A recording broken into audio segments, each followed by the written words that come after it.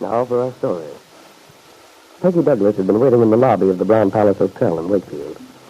She and her fiancé, Nicholas Dorn, had planned to have dinner together, and Nicholas had gone up to his rooms to freshen up. While he was gone, Peggy had been very surprised to see an old acquaintance, Paul Cromwell, emerge from the hotel bar and start across the lobby. Paul had recognized Peggy immediately, had stopped on his way to dinner to chat with the young girl he'd met a year ago, when he and Kitt Meade were the other half of a foursome, which had included Peggy and Bill Meade. But Kitt had changed the pattern of that foursome. She'd won Bill away from Peggy and had married him. This evening, Peggy and Paul had reminisced for a while. Then Peggy had innocently given Paul some information which changed his plans completely. For when Peggy mentioned the fact that Kitt intended fighting Bill Meade's suit for divorce, Paul realized how completely Kitt had deceived him. A few minutes after Paul had left Peggy, Nicholas Dorn returned to find her looking somewhat bewildered. Well, here I am. Well, here I am. Well, here I am. Oh, you look very nice, Nick. I like that look men have when they've just shaved. They always look so pleased with themselves. Anything happen while I was gone? Did you meet any interesting people? Well, as a matter of fact, I did. You mean to say I can't leave you alone for 15 minutes without acquiring some handsome rival? Well, he's handsome, all right, but believe me, Nick, Paul is far from a rival. Oh, I see. First names already. You've only known each other a few minutes. Where is he, this bounder? Oh, Nick, you're such a dope. You're obscuring the issue. Where is he? The bounder, that is. Oh, he just went upstairs. You'll probably meet him later, Nick. He's an old friend of Kitt. Of Kitt Meade? Mm-hmm. Don't tell me you and Kitt always like the same people. That doesn't seem possible. Well, you see, Paul Cromwell was going with Kitt while Bill and I were running around together. Oh, the happy foursome you've told me about? Well, it was all right until Kitt decided she liked Bill better than Paul. Well, is Mr. Cromwell still knocking himself out, still longing for the irresistible serpent? I think Paul is still in love with Kitt, but he's always been, well, what you'd call blasé about it. Oh, the worldly type. Mm-hmm. There's something I don't understand. He said he'd just seen Kitt, yet he seemed to have the whole story all mixed up. Oh, that's simple. That's because he's just seen Kitt. Well, I don't know. I hope I didn't say anything I shouldn't have. What did you do? Give him the whole sordid little tale in a nutshell? I'm afraid I did. Well, what's wrong with that? Might as well know what goes on. Certainly as if it weren't common knowledge, and heaven knows what sort of a song and dance the Meade wench would have given him. He's lucky he saw you. Perhaps. It's funny. Paul's rather charming in his own way, but I don't really approve of him. Huh? Well, what sort of person is he? Well, he's very cynical, for one thing. I mean, he's quite willing to admit that he's sort of a heel, but it doesn't seem to bother him. He used to say that's why he thought he and Kitt were such a good combination, because they both were unscrupulous. I get the picture. Personally, that sort of sophistication doesn't ring quite true. It makes me uncomfortable. Although I must say, in fairness, that Paul wasn't being false with me tonight. He seemed quite sincere. But, he acted rather strange. I think I must have said something that upset him, but I can't imagine what it was. Well, I wouldn't worry about it too much, darling. This pal of yours and Kitt's is such a rounder, he'll recover from the shock, whatever it was. Oh, I'm not worried exactly, Nicholas. But I'm puzzled. Why? What did Cromwell do? Did he say something? What happened? Well, it was very odd. But all of a sudden, he got this strange expression on his face, as if he'd just thought of something very important he had to do. Peggy was right. Paul did have something very important to do. He'd been very much disturbed by his conversation with her, and very much enlightened, too. He'd learned the truth from Peggy, discovered that Kitt had deliberately broken her promise to him. For instead of trying to get a divorce from Bill Meade, as he'd promised in California, Kitt was doing everything she could to fight that divorce. Now, Paul sits at his telephone, while in Ben Calvert's home, Kitt hurries nervously to answer the insistently ringing bell.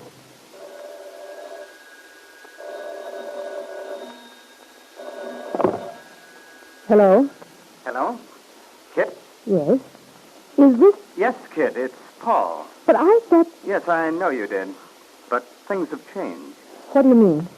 Are you alone? No, but... I mean, can you talk? Yes. Good. Kitt, I thought you might like to know that I'm not taking the train for Chicago tonight. You're not? But why? I mean, couldn't you make it in time or what? Oh, yes. I had plenty of time. In fact, I had time to spare. I've been having a very interesting time here at the hotel. Well, I'm glad to hear it, darling. So what could be so interesting that you'd want to miss your train? Oh, you know me, Kitt. Just a creature of whims and sudden decisions. Yes, Paul, I know you very well. And I wish you'd stop being so cute at present. Cute? Oh, no. That's not the word for it, Kitt. Well, whatever the word is, you're acting very strangely. We made a perfectly reasonable agreement, and now... You know, Kitt, that's one of the troubles with you. You always look at things entirely from your own side. I haven't the least idea what you're babbling about, Paul. I mean, this agreement we made about my going back to Chicago tonight. You say it's reasonable. Well, it didn't strike me as reasonable. I had just gotten here, and you wanted me to turn right around and dash away. You know perfectly well why I made that suggestion. Yes, Kitt, I think I do. Now? I told you exactly what my reasons were, and you admitted it would be wise. Yes, that was an hour ago. I've lived a long time since then. Oh, for heaven's sake, Paul, what's the matter with you? You keep talking in these childish riddles. Nothing's the matter with me, darling. Not anymore. I think I've recovered just in time. Otherwise, it might have proved fatal. Well, all I know is that you made me a promise and you've broken it for no good reason that I can see. I'm very annoyed with you, Paul. Oh, you are, darling, eh? Annoyed with me, really? Well, that's my cue to go off in a corner and suffer for a while. That's what I've always done, isn't it? And then come crawling on my hands and knees to beg forgiveness. I know what it is you've been drinking. You sat right there in that bar and drank yourself silly and missed your train. And now you're not even making sense.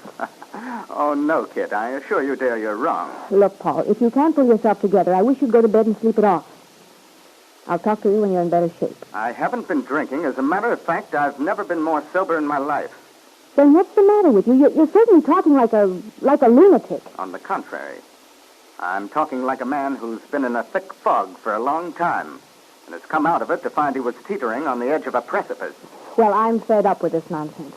I can't stand here all night listening to you babble. No, of course you can't, darling. Because, you're coming down here to see me right away. I'm certainly not. Oh, yes, you are. Why should I? I'm very irritated with you, Paul. If you think I'm coming down there to listen to you make a fool of yourself... Never mind why you're coming down. You are, that's all. And right away. Aren't you being just a wee bit insolent, my friend? I'm not accustomed to being dictated to by you or anyone else. Well, darling, you've got a new experience in store for you, and you might as well get started on it right away. Now, that's charming of you, but thank you, no. I'm going to bed very shortly. I'm tired, and I've no intention of leaving the house. All right, then. I'll come out there. You certainly will not. You must be out of your I mean it. If you won't come down here within an hour, I'm coming out there to get you. But why, Paul? What's the matter with you? I don't understand You this. will, my sweet. You and I have a lot of things to talk over, and we're going to talk them over tonight. I'll expect you within an hour. Goodbye. Kitt Meade hung up the receiver, sat for a moment staring blankly at the telephone. She was frightened. Paul had never talked like that, and all the time she'd known him. Did this mean that in the brief time since he'd left him in the hotel, Paul had somehow found out about the divorce? That she intended to fight it? No, she tried to reassure herself.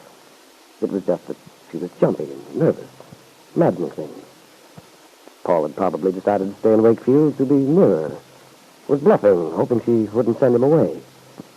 And yet, he sounded so firm and so cold. Kit's face was white, and her hands trembled as she hurriedly took off her housecoat and began to dress. She'd have to see him.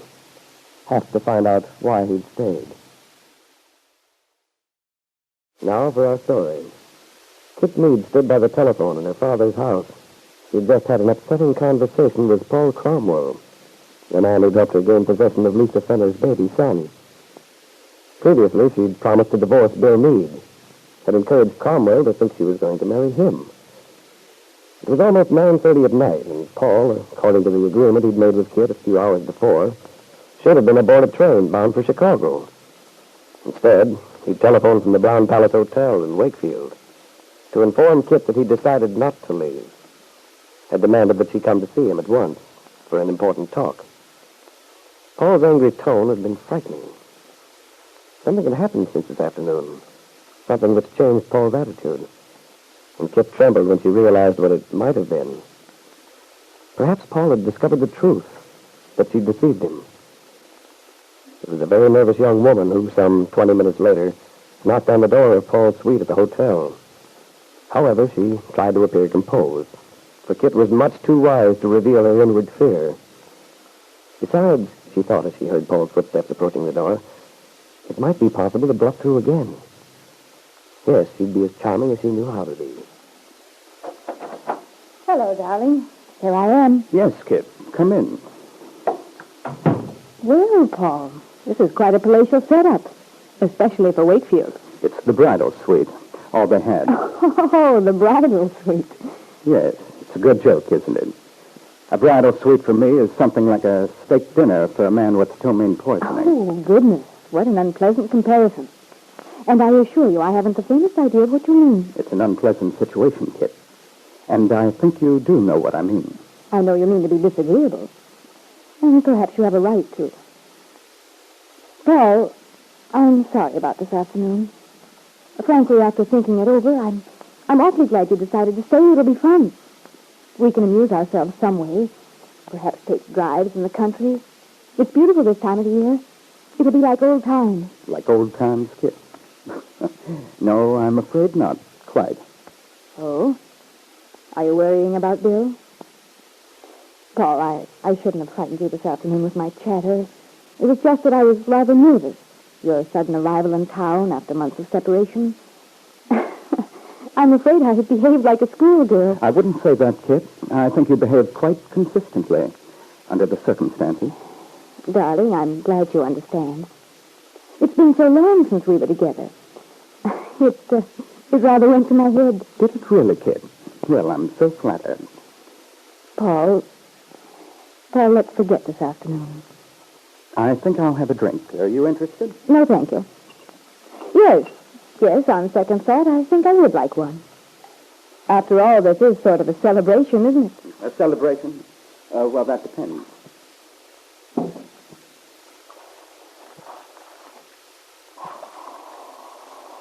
Here you are. Yes, I suppose it is a celebration. If you could call a wake a celebration. A wake? Oh, Paul, cheer up. I'd call it a reunion. You would, eh? Personally, I'd say it was more like hail and farewell. Shall we sit down? Go ahead if you like. I think I'll stand. Paul, I know you asked me down for some reason. I'm very curious. Of course, you haven't the slightest idea, have you? No. Well, how could I? I thought we settled everything very nicely when we talked this afternoon. Yes, I suppose you did, Kitt. At least I imagine you hoped we'd settled things to your satisfaction. But, Paul, why do you say my satisfaction? We both talked it over, decided what was best. Frankly, I'm somewhat at a loss. You've behaved so oddly ever since I came in. I wish you'd say whatever you have on your mind. That's quite a large order. Well, try, darling. I'm sure I'll be able to follow you. Is it that you've had some new ideas? Some idea which will help us get things settled? Yes, that's it exactly, Kitt. I've had a new idea. Oh, wonderful, Paul. Tell me about it. It occurred to me, Kitt, that I might be able to help you. I know how eager you've been to get the divorce, and if Bill's acting difficult, there may be something I can do. Something you could do, Paul? Yes, to bring things to a conclusion right away. Well, naturally, there's nothing I'd like better. You know that. Of course, darling, I do know it. That's why I thought if I talked to Bill, told him the child isn't his, explained the whole story. Tell Bill what? Certainly. Don't you see how much better it would be? You wouldn't have to worry then about Bill's wanting to preserve the marriage. But that's insane, Paul. Good heavens, don't you see what... You're darn right I do, you little hypocrite. Paul, what are you... Look, Kitt, the game's over. I don't know what you're talking about. You summoned me down here and then... No, Kitt. It's too late for those tactics. You've used that little trick of putting me on the defensive for the last time. What a fool I've been. It's all so obvious now. You really played me for a fall guy, didn't you? Paul Cromwell, I'm fed up with this cat and mouse method you've been using ever since I arrived. If you think you've been treated unfairly, why didn't you tell me so without all these dramatics? You know very well how I hate scenes. You hate scenes. That's good, Kitt. That's very good. It's the truth and you know it. Now say what you have in your mind and let me go. I've had a tiring day. Apparently you've run into someone who's told you some silly tale. You're right. I did run into someone. Someone who told me the truth. It was quite a shock. Indeed. And what was this revelation that put you into such a dither? I got the answer to something which has been puzzling me for a long time. I knew you wanted Lisa's baby, Kitt, but I never knew why you wanted him. Now I do. All this nonsense about something you had to prove in Wakefield. All the lies you told me. The simple truth is that you wanted that child because you hoped it would patch up your marriage to Bill Meade. You never intended to marry me. And to think that I fell for it, I helped you. Yes. Yes, you did help me. You helped me while you were helping yourself. You seem to forget how anxious you were to get Lisa out of your hair. How worried you were about that. You were so anxious to protect yourself from any possible scandals. Your old family pride and so on. Wait a minute, Kitt.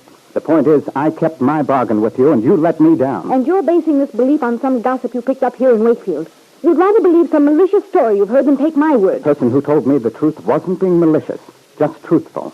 I suppose you ran into Bill. He gave you his side. No. Well, then, who was it? It doesn't matter. The only thing that matters is I've found out about the game you've been playing. Now, it's so like you, Paul, to keep harping on what I've done and ignore the part you had in this thing yourself. Oh, no, I'm laying no claim to innocence. I admit my record doesn't look pretty. We're both a couple of scoundrels. However, I'm still much closer to decency than you are, Kitt. There might be a difference of opinion as to that. I doubt it. A bargain is a bargain. What about the bargain you made with Lisa? Did you ever have any intention of keeping it? If you're talking about honor among thieves, Paul, your accusations don't hold water. At least I've managed to conceal my intentions. The whole town knows what you're up to. That you've said you'd contest Meade's suit for divorce. All right, Paul. Assuming all that, what do you propose to do about it? It would serve you right if I told the whole sordid story. Let the town know that Ben Calvert's daughter practically stole another woman's child, palmed him off as her own. You wouldn't dare do that. Because if you did, you'd have to expose yourself. You're in this thing up to your neck, too. It might be worth it. Just to see you squirm. But you're right, Kitt. I wouldn't think of such a method. It's more in your style. I have a much better idea. I can imagine. Well, Paul, it's wonderful to see how loyal you are. How this love you had for me survived the crisis. Surely you didn't think I'd accept all this without a word. Kitt, my love was genuine and real. Unfortunately. However, the reverse is just as true now, and in the same proportions. I presume you're saying you hate me. That's a weak word, but that's the general idea. All right, so you hate me. What can you do about it? That, my sweet, is something you'll find out very soon.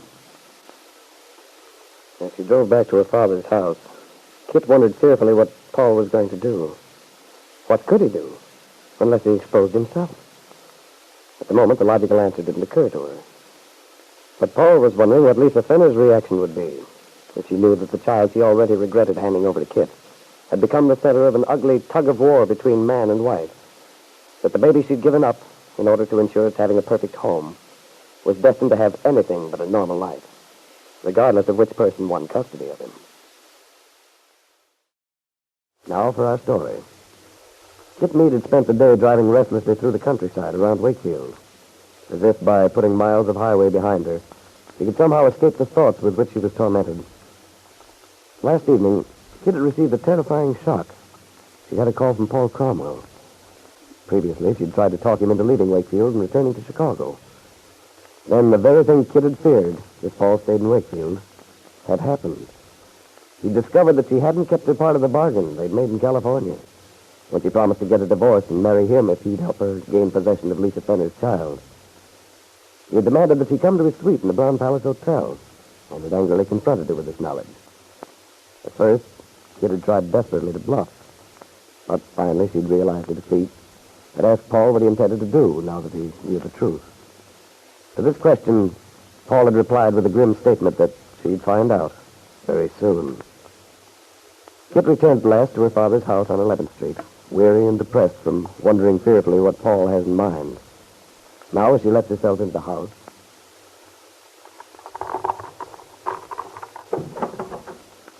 Well, here you are. At last. Hello, Dad. Where have you been, Kitt? I asked Jessie, Miss Thorndyke. Nobody seemed to know. It's not my custom to tell the whole household every time I step outside the door. Well, it might be a good habit for you to cultivate. Tell you one thing it would do. It would put my mind at rest a lot of times. Well, Dad, please don't keep me standing out here in the hall while you give me one of your lectures. I'm not lecturing you, my dear. I'm very sorry. Come into the study. There's a nice fire going in there.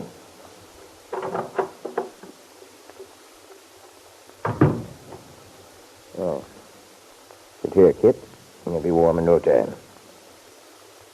Would you like me to have Lucy fix you something hot to drink? No, thank you, Dad.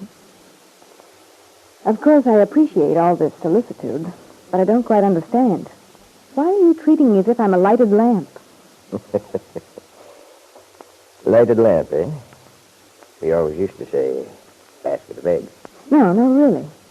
You make me feel as if I'm an invalid. Well, I'm awfully sorry, Kitt. I don't want to do that. No, it's just that I'm worried about you lately. Seems to me you're never at home, and I thought if we made things more pleasant for you, you might stay home more. Feel more welcome. Well, that's thoughtful of you, Dad. However, I'm quite comfortable here. You've no need to be concerned. Well, there must be some reason why you're so restless all the time. I hear you prowling around in your rooms at all hours of the night. You're so snappy, irritable. I'm sorry, Dad. I guess I have been rather a blight on things lately. Oh, it isn't that I mind, my dear. It's your happiness I'm thinking about. Kitt, I think I know a solution for your restlessness. A solution? That would be something, if you could think of one. Seriously, Kitt, I know how miserable you've been, and I'm not blaming you for being rather jumpy. But I think you've got the answer right at hand. You just don't recognize it. I don't. Well, Dad, just what is this answer? The baby, Kitt. Your son. The baby? Yes, don't you understand, Kitt? Instead of brooding about Bill, the divorce, and so on, if you just devote yourself to your child... Oh, Dad, that's nonsense. There's nothing I can do for him. Miss Thorndyke seems to be extremely competent. He's healthy, well taken care of. I don't mean that. I mean that you yourself might find it very soothing if you'd spend more time with the baby. If you'd get to know him. I know him well enough. And so far, he's been more trouble than anything else. You mustn't say such things, Kitt. If anyone overheard, you might be misunderstood. Of course, I know you don't mean them, but they might be misconstrued. Well, Dad, unless Jessie's listening at the door, I think we're safe. So I wouldn't put it past Jessie to eavesdrop if she got a chance.